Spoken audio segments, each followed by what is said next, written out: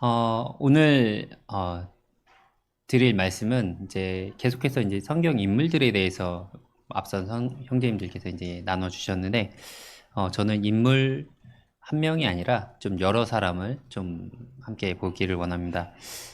오늘 오시기 전에 아니면은 오늘 생활 속에 어떤 분들, 어떤 사람들을 만나고 오셨는지 참 궁금합니다.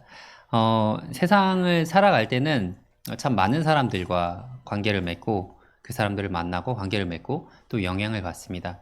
저 역시 마찬가지고요. 지금 저희 자매를 만나서 제가 이렇게 좀 세련되어지기도 하고, 그리고 그 전에 저희 장인어른을 만났기 때문에 또 저의 자매를 만날 수 있게 되었습니다.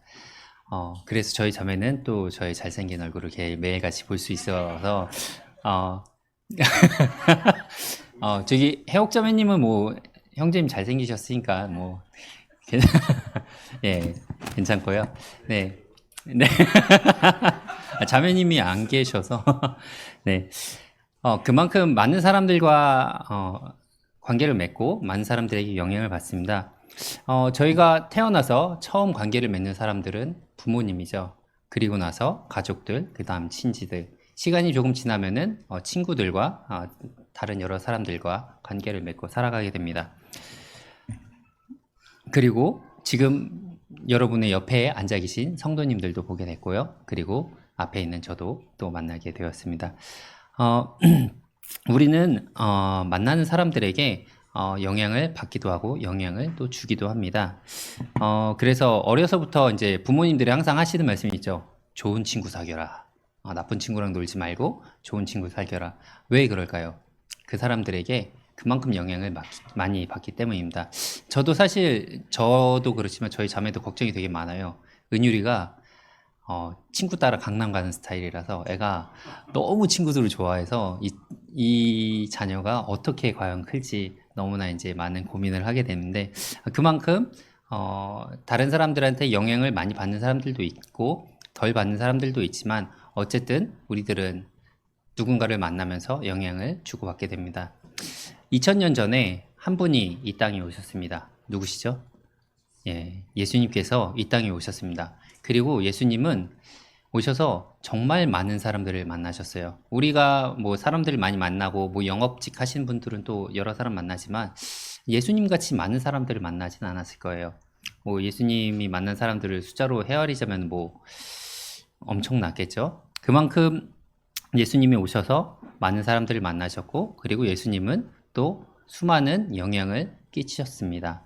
그 사람들의 예수님을 만났을 때 어떠한 기분이 들었을까요? 지금 저희는 사실 성경으로 이 말씀들을 다 보았고 다 알고 있기 때문에 예수님이 어떤 분이시라는 걸 알고 예수님을 대하고 있지만은, 그 시대의 사람들은 예수님에 대해서 잘 모르던 사람들도 있었고 예수님에 대해서 잘 아는 사람들도 있었을 겁니다.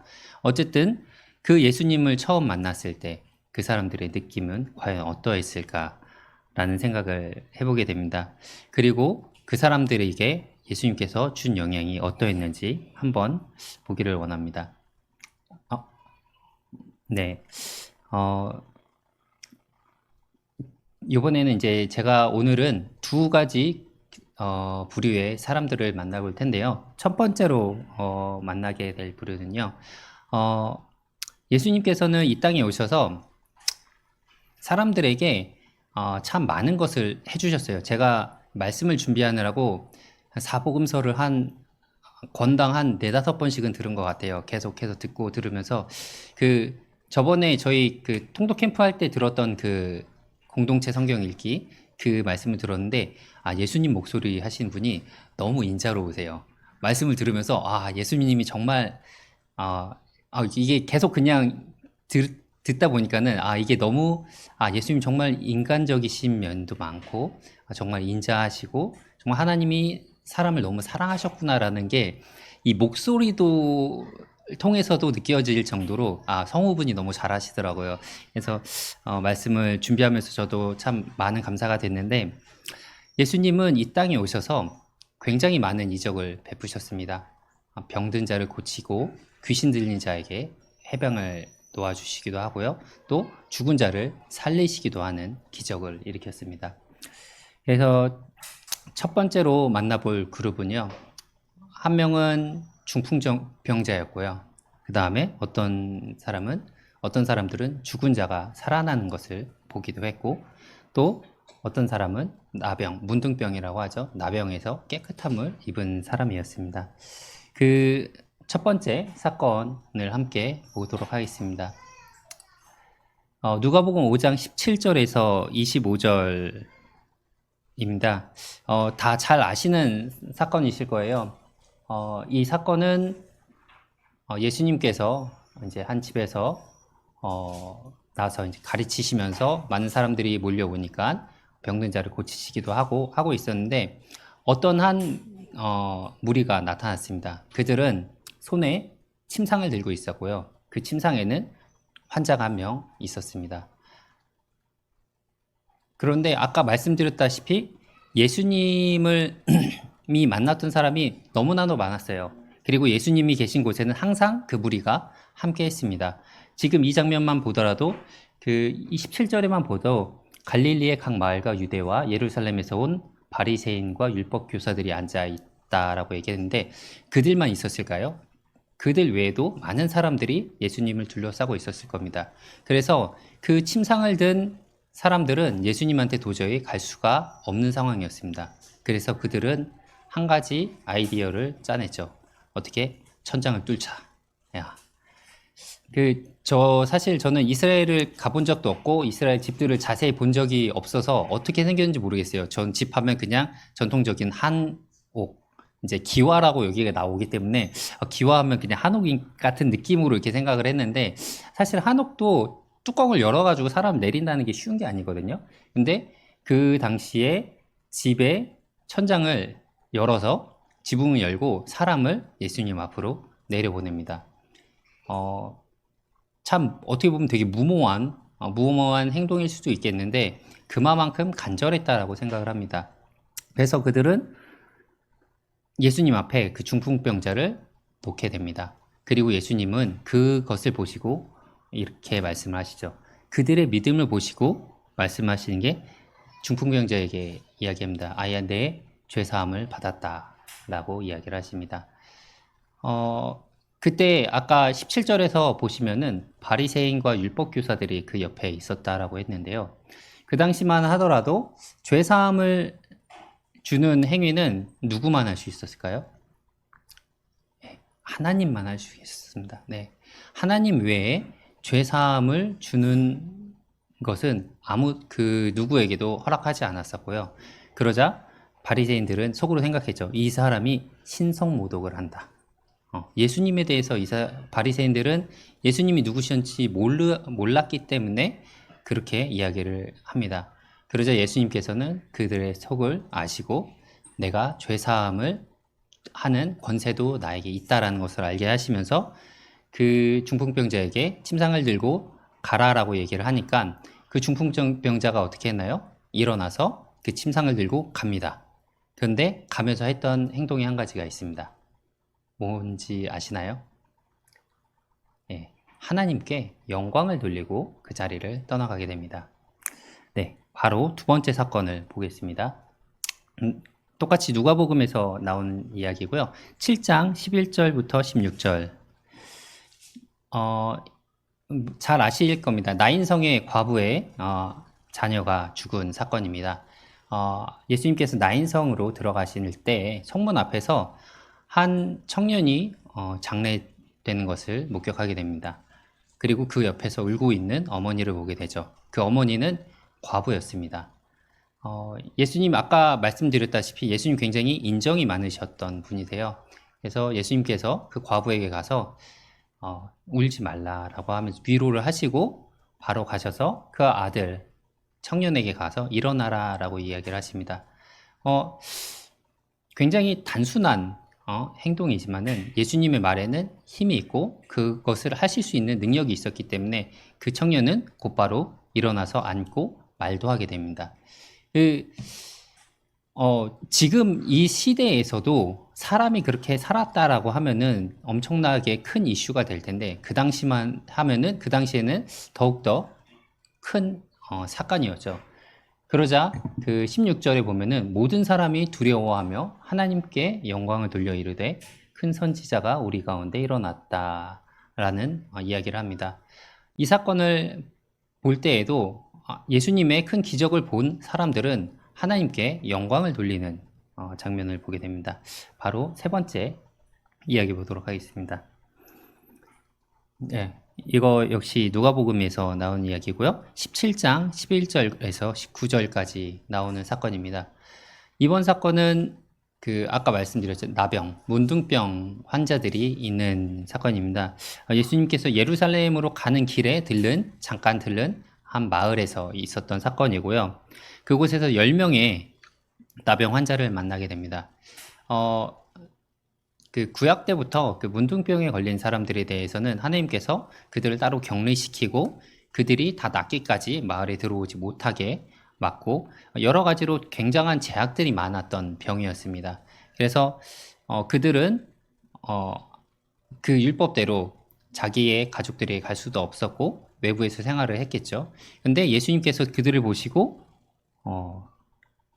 그들에게 갈 때 이제 그들이 외치게 됩니다. 저희를 불쌍히 여겨달라라는 고백을 듣고 예수님께서 그들에게 가서 한마디 하시죠. 제사장에게 가서 내 몸을 보이라 라는 이야기를 하게 됩니다. 그들이 그 예수님의 소문 지금 이제 누가복음 17장쯤 됐으면은 굉장히 이제 많은 시간이 흐른 상태였거든요.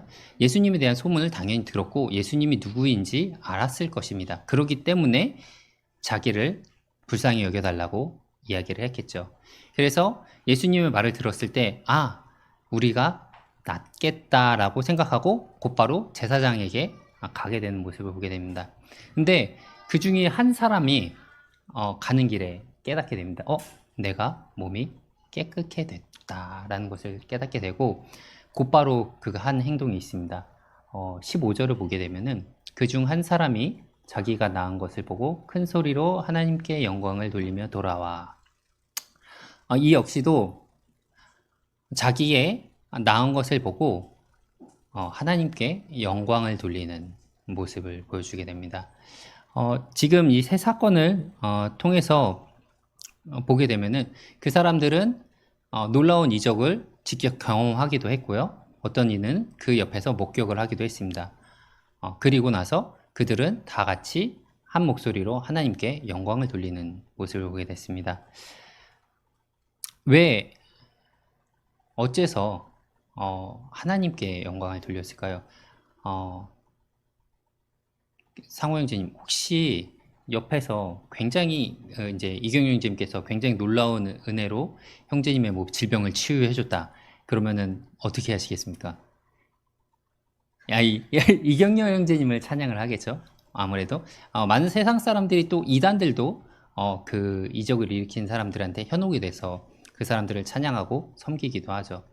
보통은 자기 눈앞에 있는 자기를 향해서 치유한 자기에게 이적을 베푼 사람들에게 찬양을 합니다. 그런데 지금 보았던 그 세 사건에서는 다들 예수님에게 영광을 돌리는 장면은 없었습니다. 다들 하나님을 향해서 영광을 돌렸습니다. 왜 그랬을까요? 혹시 아시는 분 계세요? 주한 형제? 아시다시피 이 배경이 어디죠? 이스라엘입니다. 이스라엘은 하나님의 선택을 받은 백성들이고요. 그들은 하나님을 섬기는 사람들이었습니다. 그렇기 때문에 모든 영광을 하나님께 돌리는 것은 당연한 것이었습니다. 그렇기 때문에 하나님께 영광을 돌렸을 것이고요. 그 두 번째, 아까 이제 나인성의 그 사건을 볼 때 사람들이 이야기를 했죠. 큰 선지자가 우리에게 보내졌다. 예수님을 한 명의 선지자로 인식을 했었던 것으로 생각이 됩니다. 어떤 사람은 그러지 않았을 수도 있겠지만 많은 사람들이 예수님을 하나의 선지자로 생각을 했을 것 같습니다. 그리고 이것은 이제 좀 정확하진 않은 수도 있겠지만 이제 성경에 나온 이야기를 토대로 얘기를 해보면은 요한복음 9장에 보게 되면은 이제 맹인이 한 명 나옵니다. 그 맹인이 고쳐지고 나서 이제 제사장들이 이제 추궁을 하는 과정에 보게 되면은 그 부모들이 와가지고 그 맹인에 대한 증언을 하게 됩니다. 그때 그 부모들이 어떻게 하죠? 대답을 회피합니다. 왜 그랬냐면은 예수님을 그리스도라 인정하는 사람들에게 출교를 하는 그것들이 공표가 되었기 때문에 많은 사람들이 예수님을 그리스도라 인정하는 것이 어려웠던 시대였을 수도 있습니다. 그렇기 때문에 예수님에 대해서 직접적으로 찬양을 올리지 못한 사람들도 혹 있지 않았을까 생각을 하게 됩니다. 하지만 어쨌든 간에 그들은 예수 그리스도에게 찬양을 하지 않고 하나님께 영광을 돌리는 모습을 보게 됩니다. 그것이 잘못됐다라고 하는 것은 아닙니다. 당연히 모든 영광은 하나님께 올라가는 것이 맞기 때문에 당연히 그렇게 해야 되지만 그 사람들은 한 가지 놓치고 있었던 것 같습니다. 자, 두 번째 사람들을 좀 만나보도록 하겠습니다. 이번엔 두 명의 사람을 만나보게 되는데요. 요한복음 1장 35절에서 42절에 나타난 사람입니다. 이번에 만날 사람들은 아까 말했던 그 사람들과 다르게 예수님의 한 가지 다른 면을 보게 됩니다. 자, 요한복음 35장과 35절에서 42절은 한 등장인물이 나오는데요. 바로 안드레라고 하는 사람입니다. 안드레는 잘 아시는 베드로의 형제죠. 예. 근데 그 안드레가 예수님을 따라다니기 전에 누구를 따라다니냐면은 침례 요한을 따라다녔습니다. 그래서 보시게 되면은 35절에 또 이튿날 요한이 자기 제자 중 두 사람과 함께 섰다가 한 명은 누군지 모르겠어요. 근데 한 명은 안드레겠죠. 예수께서 거니심을 보고 말하되 보라 하나님의 어린 양이로다. 침례 요한은 이 말까지만 했습니다. 그런데 안드레와 이제 또 다른 한 명의 제자, 두 제자는 그의 말을 듣고 예수를 따르더니 왜 이 사람들이 단지 하나님의 어린 양이로다라는 말에 예수님을 따라갔을까요? 그리고 나서 안드레가 했던 반응이 있습니다. 40절 보시게 되면은 요한의 말을 듣고 예수를 따르는 두 사람 중 하나는 시몬 베드로의 형제 안드레라. 그가 먼저 자기의 형제 시몬을 찾아 말하되 우리가 메시아를 만났다 하고. 자, 예수님을 만나고 난 뒤에 그는 곧바로 베드로를 쫓아갑니다. 그의 형제 베드로를 쫓아가서 이야기를 합니다. 자, 베드로, 시몬, 우리가 그렇게 기다리던 메시아를 만났어. 내가 그리스도를 만났단 말이야. 죄송합니다. 제가 굉장히 발연기라 저희 자매가 굉장히 구박을 많이 하는데 연습을 했는데도 이건 안 되네요. 네, 아마 더 흥분해서 굉장히 기쁜 마음으로 베드로에게 달려가서 이야기를 하지 않았을까 생각을 합니다. 그리고 그는 그 다음에 베드로를 데리고 42절에 보면 데리고 예수께로 오니 예수께서 보시고 이르시되 내가 요한의 아들 시몬이니 장차 개바라 하리라. 안드레가 베드로를 데리고 예수님께 가는 장면까지 나타나게 됩니다. 그 앞선 사건들에서는 사람들이 예수님을 선지자로 봤습니다. 그런데 안드레는 예수님을 보기 전에 잘 모르겠어요. 그 예수님께서 아마 이적을 행하시기 전인 걸로 알고 있는데 예수님께서 이적을 행하시기 전임에도 불구하고 예수님을 보고 그가 메시아임을 알았던 것 같습니다. 그래서 이적을 보지도 않고도 그가 그리스도임을 알고 예수님께 나아갔던 것을 보게 됩니다. 다음 사람을 한번 또 보겠습니다. 마찬가지로 요한복음에서 나오는 인물이고요. 4장 1절부터 42절인데 잘 아시는 말씀입니다. 그 사마리아에 있던 한 여인에 대한 이야기입니다. 사마리아 여인들 이야기 잘 아시니까 제가 따로 길게 얘기는 드리지는 않겠는데요. 주요한 이제 포인트가 되는 말씀 몇 가지만 함께 읽어보도록 하겠습니다.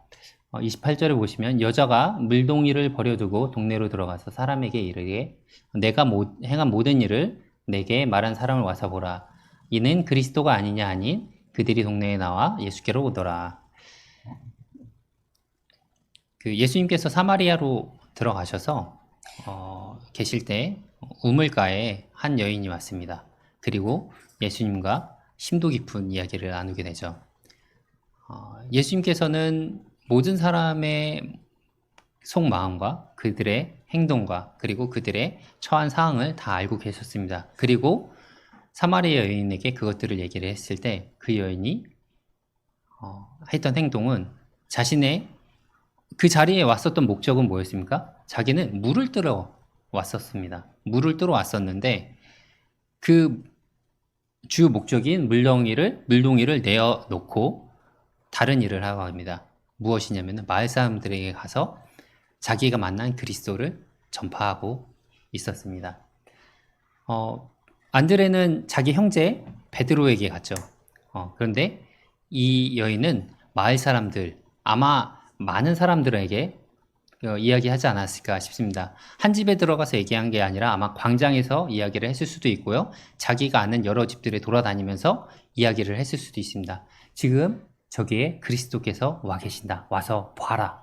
라고 이야기를 했을 때 그것에 대한 반응으로 보면은 그들이 동네에서 나와 예수께로 오더라. 아마 몇 명이 왔는지는 모르겠어요. 그런데 아마 상당히 많은 사람들이 예수님께 와가지고 예수님을 보지 않았을까 생각이 됩니다. 그 뒤로 보시게 되면은 여자의 말이 내가 행한 모든 것을 그가 내게 말하였다 증언함으로 그 동네 중에 많은 사마리아인이 예수를 믿는지라. 처음에 그 사마리아인들이 예수님 믿었을 때는 첫 번째는 그 여인의 말로 인함을 보게 됩니다. 그런데 42절을 보게 되면은 그 여자에게 말하되 이제 우리가 믿는 것은 내 말로 인함이 아니니 이는 우리가 친히 듣고 그가 참으로 세상의 구주신 줄 알미러라. 처음에 여자의 말로 인하여서 예수님이 그리스도인인 걸 믿었지만 그들이 예수님과 지내면서 예수님과 교제하면서 참 구주신 예수 그리스도를 직접적으로 만나게 되는 것을 보게 됩니다.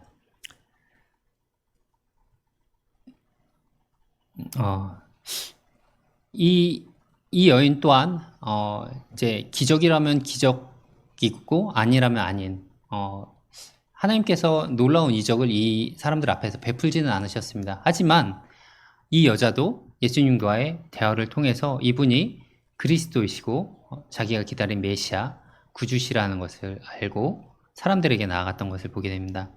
이 두 사람은 기적을 일으키는 예수님을 만나지 않았고 그들은 그리스도를 만났다라고 고백을 합니다. 그리고 자신만 만나는 것이 아니라 자기가 알고 있는 주변의 모든 사람들에게 나아가서 그리스도를 전파하는 것을 보게 됩니다. 왜 그들은 주변 사람들에게 이 소식을 전했을까요? 왜 그랬겠죠? 그들은 그렇게 할 수밖에 없었습니다. 누가 강제로 시키지도 않았고요. 왜냐면은 그들이 만난 분이 그리스도 예수였기 때문입니다. 오늘 본 사람들은 예수님을 만나고 그분의 기적을 경험한 뒤에 하나님을 찬양하기도 했습니다. 그리고 예수님을 그리스도라 시인하기도 했습니다. 또한 그분을 알리기 위해서 자신의 형제와 마을 사람들에게 전도를 하는 것을 보게 됩니다. 제가 이제 여러 가지를 좀 묻고 싶은데요. 성도 여러분들께서는 누구를 만나셨나요? 기적을 베푸는 선지자를 만나셨는지 아니면 나한테 복을 주기를 원하는 그런 복 주시는 분을 만나셨는지 아니면 나의 구주 예수 그리스도를 만나셨는지 궁금합니다. 오늘 성경에서 사람들이 예수님을 만났듯이 우리 또한 예수님을 각자 만나셨을 거라 생각이 됩니다. 남은 시간 동안 그 만난 하나님에 대해서, 만난 예수님에 대해서 서로 교제하는 시간이 되었으면 합니다. 생각해 볼 것 두 가지를 적어 봤는데요. 첫 번째로 생각해 볼 거는 이제 나에게 처음 다가온 예수님은 어떤 분이셨나요? 그 다음에 두 번째는 우리가 만난 그리스도를 어떻게 전파하고 있는지 함께 교제하면 좋겠습니다. 그럼 잠깐 기도하시고 말씀 마치도록 하겠습니다. 우리 가운데 함께 하셔서 하나님의 나라를 알게 하시고 또한 자기 모든 것을 주셔서 우리로 하여금 그 가운데 들어가 계신 하나님을 기억합니다. 하나님의 놀라우신 사랑이 너무나도 크고 기쁨을 다시 한번 느끼게 되면서 우리가 처음 하나님을 만났을 때 어떠했는지 그 사랑이 얼마나 불탔는지 다시금 기억해 하시고 또한 저희의 닫혀있는 입술을 다시금 여시어서 저희 입술을 통하여서 그 하나님을 전파할 수 있게 하시기를 원합니다. 이 시간 성도들의 교제를 함께 주관하여 주시고 그들의 마음 가운데 함께 하시어서 주님께서 주시는 그 말씀으로 더욱 풍성케 하시기를 원합니다. 이 시간 함께 하시며 감사드리오며 이 모든 것 주 예수 그리스도 이름으로 기도드렸습니다.